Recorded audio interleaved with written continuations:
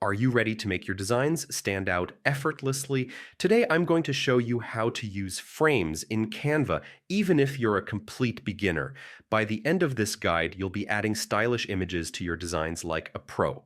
First, start by opening a new or existing design in Canva. This can be anything: social media posts, presentations, or flyers. Once your canvas is ready, head over to the Elements tab on the left-hand menu. This is where Canva stores all its shapes, graphics, and of course, frames.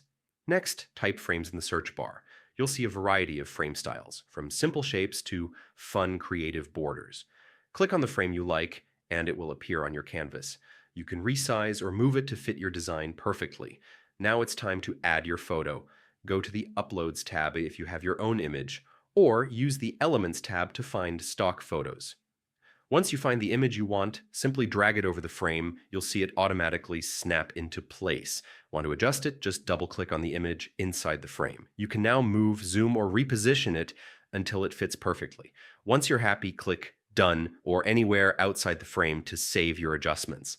And that's it. Frames in Canva are that easy to use, and they instantly make your designs more dynamic and professional.